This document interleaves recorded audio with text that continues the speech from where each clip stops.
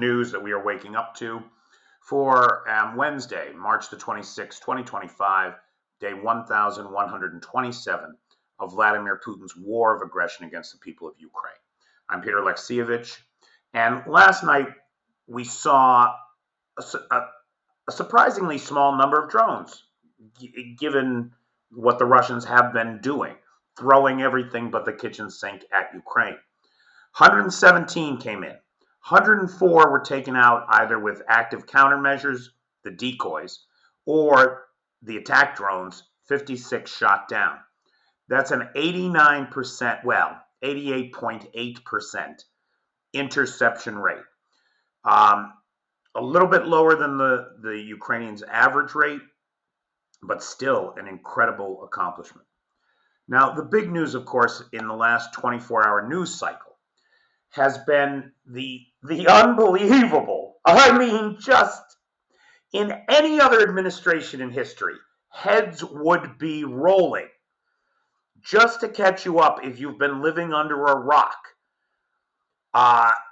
Mike Waltz, the national security advisor to the president, started a text chain with people like the Secretary of Defense, the Secretary of State, other high-level cabinet officials, and Department of Defense people, and included on it the senior editor-at-large for The Atlantic magazine. Now, if you don't know The Atlantic has been one of the most reputable periodicals in America for over 100 years. It is a pillar of what journalism is supposed to be: fact-based, insightful, numerous awards for their excellent reporting. And some good cartoons, too. Not as good as the New Yorker, but some good cartoons. This guy, Pete Hegseth, the Secretary of Defense, a DUI hire, or who now people are calling Whiskey Leaks, which I'm so mad I didn't think of that first. This guy chatted into this group chat on Signal, a public application not approved by the Department of Defense, despite the fact that some of these people got in front of Congress yesterday and lied to the faces of the senators, saying that Signal came installed on all their devices. This is bullshit. Apparently, though, there's no longer any repercussions for lying to the U.S. Congress. The U.S. Congress has been sidelined. They no longer matter. By fiat and executive order, Trump rules with an iron fist, and no law will stop him from his goal of wrecking America and forging a new American empire. That is his goal, clearly, I think. So now this scandal comes out, and what are the administration officials doing? They're blaming the reporter. Hegseth called him a deceitful person who's made a profession of peddling hoaxes, like the Russia lie, which is not a lie. We see it every day as this administration supports the Kremlin. We're living in the upside down here.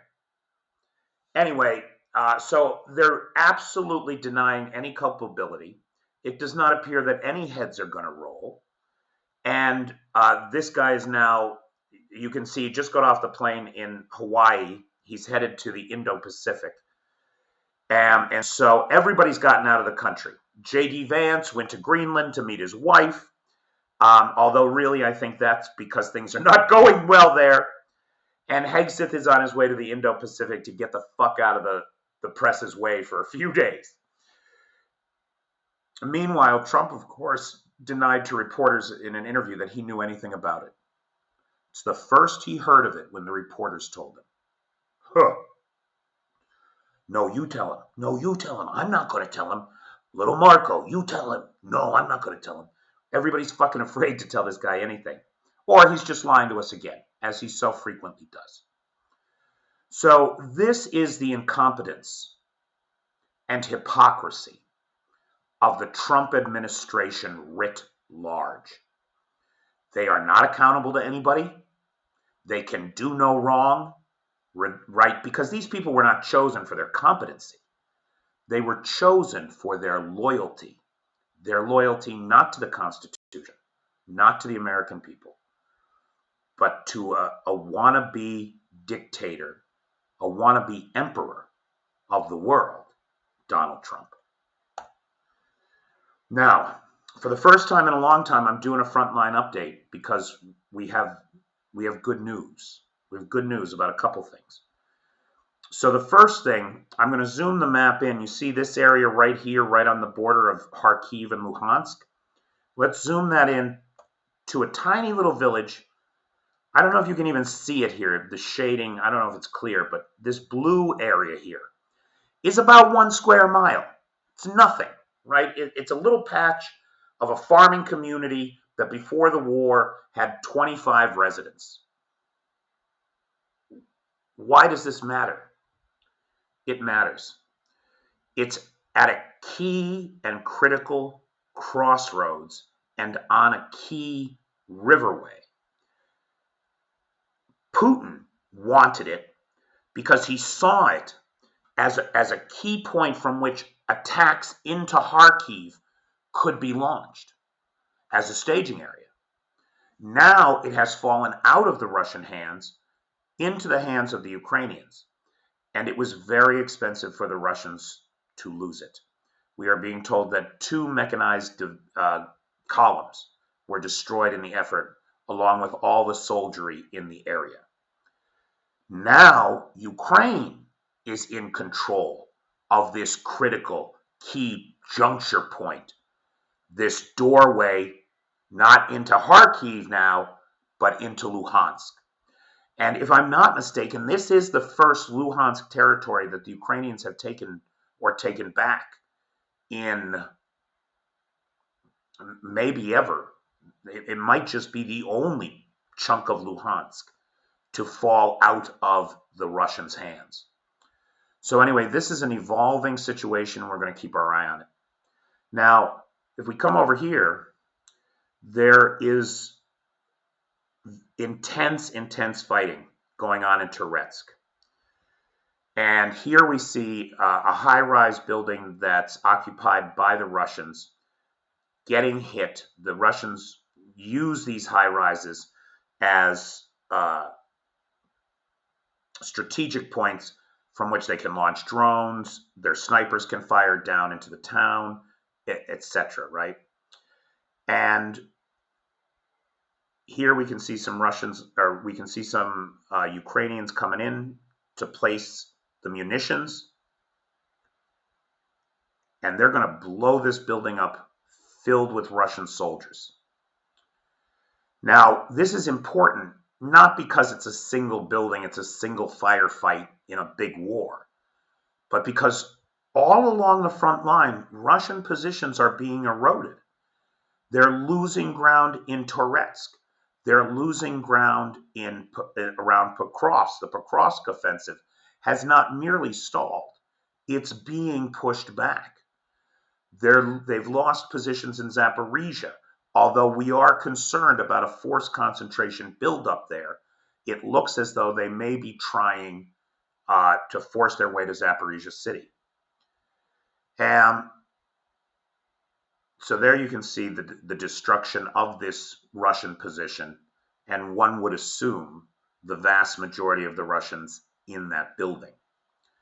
So Ukraine is eating away at the Russian gains of the last year.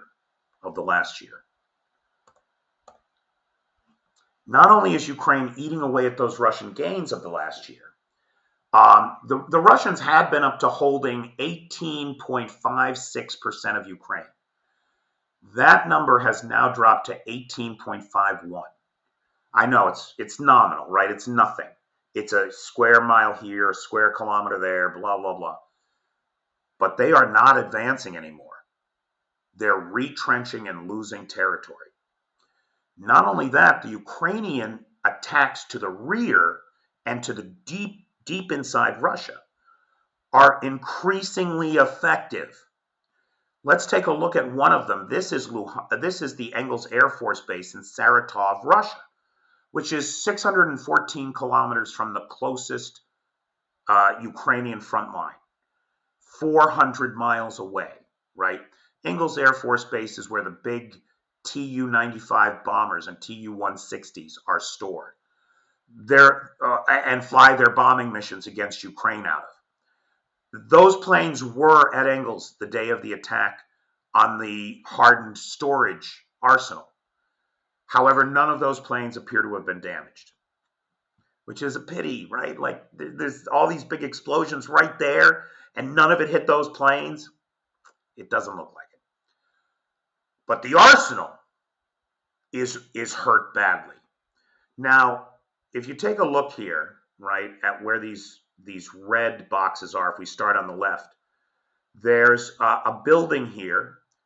And then if you look up here, that building is still standing, but the roof looks like Swiss cheese.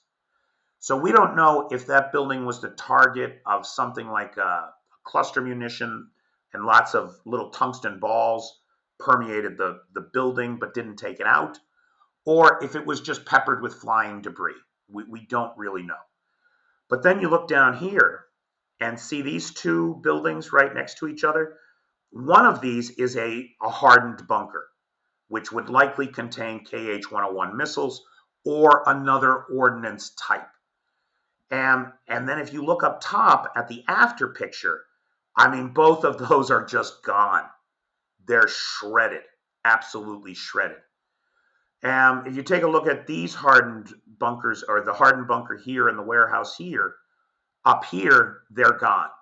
Now, the adjacent bunkers appear to be intact, but the ones that were struck are demolished. Down at the bottom here on the far right, you can see there's two other storage warehouses. They're both gone, and it looks like there was damage to whatever was between them. And then this is the big one right here. This is the main storage bunker for the KH-101s, and there is nothing left to it. It is shredded. This is the most singularly successful attack on Engels of the entire war. And it's may well not merely reduce the bombing runs coming out of Engels, it may have put an end to them. If the Ukrainians knew which bunkers had the munitions and could hit them, as they clearly did, these others might be empty. There might be a reason that they were not targeted. We don't know. Now, I do want to draw your attention, additionally, to this freaking crater. Look at this crater. I mean, this thing is 80 meters wide, right? That's like 3 football fields, almost. That's almost 3 football fields. And if you look down here, it doesn't look, it's hard to tell. It doesn't look like it's a building. It looks more like it's outside storage area. Now, we believe that an IL-76 came in the day of the attack and unloaded a fresh batch of KH-101s. Could they have been staged there before they got into the bunkers? And is that why the explosion was so massive coming out of Engels? Now, that's supposition. I don't know that to be true. But more than one analyst, more than one military analyst that I listen to, is suggesting that's the case. And this particular image, I want to give credit where it's due, came from such a minimus on YouTube, and who's just very insightful fella. And his opinion is not exclusively his own. It is shared by other analysts as well. Now, this is amazing because in all the storage, all the oil depots we've seen hit, all the refineries we've seen hit, all the times they've been hit, only 2 of the refineries are shut down.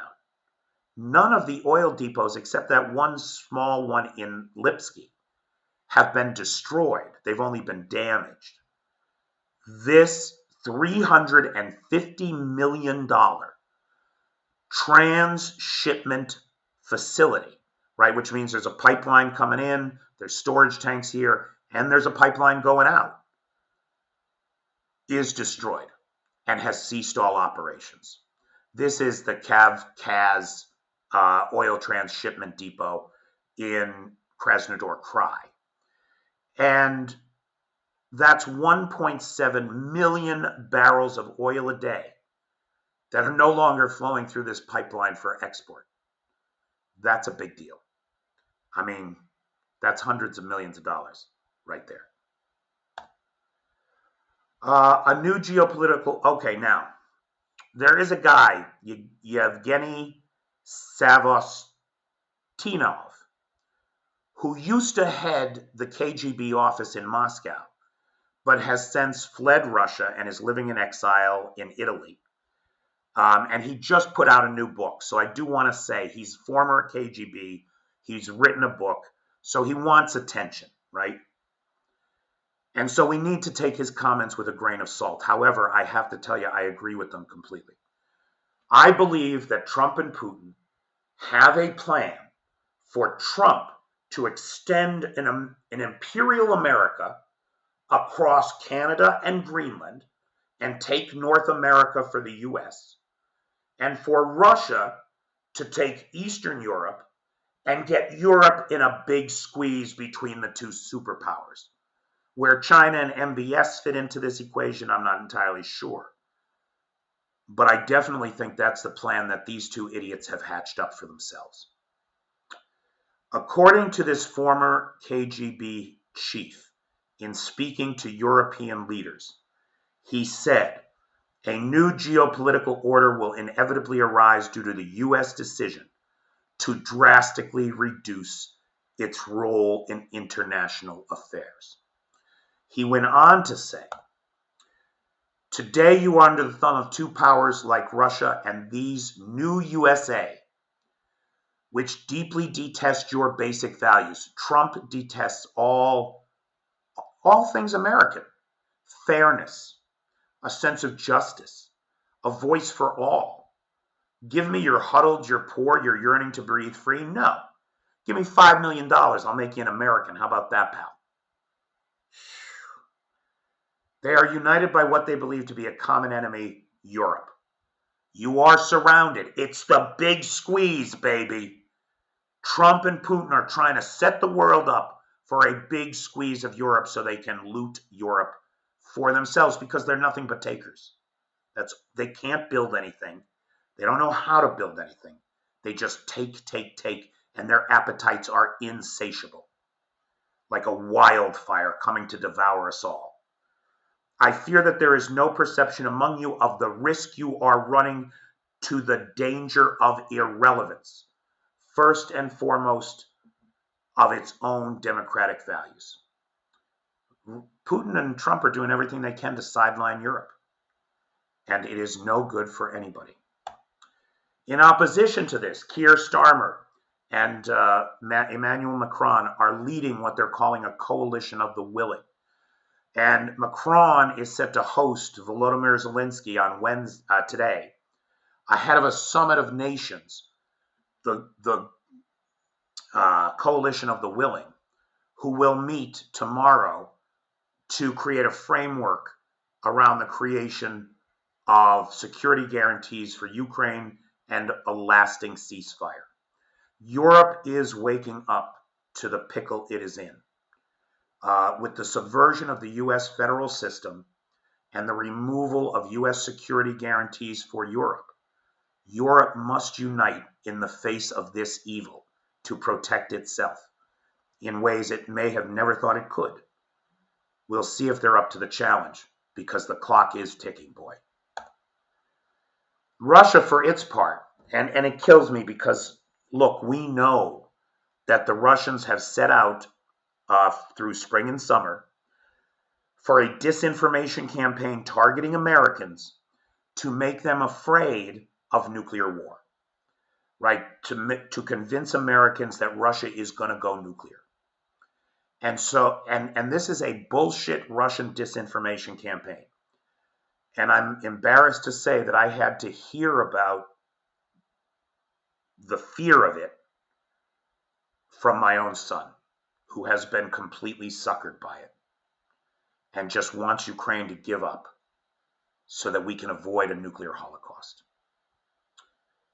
It is tragic, the effectiveness of Russian propaganda on the people we love the most.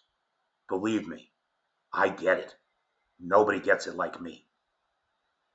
So Russia has tested the RS-24 Yars intercontinental ballistic missile in order to instill fear in Western audiences and thus weaken Western support for Ukraine, according to the Institute for the Study of War.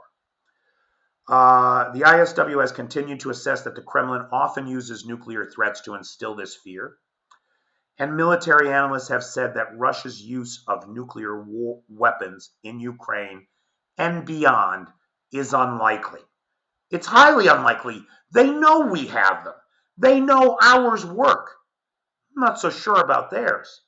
Now, if that thing looks familiar to you, it's because its close cousin, the Ru-26, was what the Oreshnik missile is based on. And so, like the Oreshnik, it contains multiple re-entry vehicles capable of striking multiple targets. And by testing it, Russia is sending a message to the world, hey, buddy, we're ready to use these things, which nobody paying attention believes they are.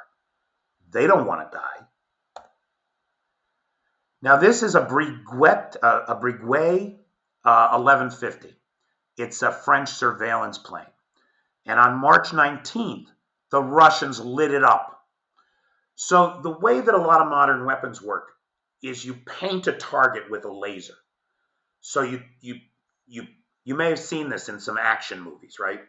Some commando behind the lines gets close to the target, fires a laser at it. That laser signal, the GPS coordinates of the target, are relayed to a missile launch control that processes a targeting solution and then blows up the target.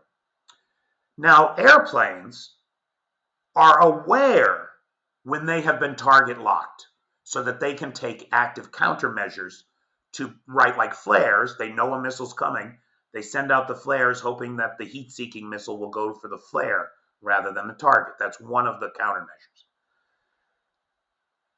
United 24 reported that the incident occurred over international water and that the type of radar lock was typically a precursor to potential engagement, raising concerns about escalating tensions in the region. Now, the only reason that this plane was flying over the Baltic is because we've had all these incidents where cables and communication cables, gas cables, undersea cables of all kinds have been suddenly severed, 11 incidences over the last 3 years, not including Nord Stream. Everybody believes the Russians are behind it, as do I. And so there are two forces, the Joint Expeditionary Force, UK, Netherlands, and the Scandinavian countries, and NATO, who's executing Baltic Sentry, to watch everything that's happening in the Baltic and to thwart any further Russian attempts at dragging anchors and disabling communications or energy supplies in NATO Lake. Russians aren't happy about any of this NATO stuff in the Baltic, and so they are making these aggressive moves. Fuck around and find out, boys. Oops, sorry. I left that slide in there. That should not be there. Okay, that's it for me, guys. That's the news that we're waking up to for Tuesday, the 26th of March, 2025. I'm Peter Alexievich. I will see you tonight for a very special live. Please join me. Dr. K from Charistocracy will be on the live this evening. And I'm going to ask her some questions, and we're going to open the floor to questions from all of you. And I think that we will have an insightful conversation with a political scientist who has dedicated her life to understanding how information is shared and the roots of disinformation. Thanks, everybody.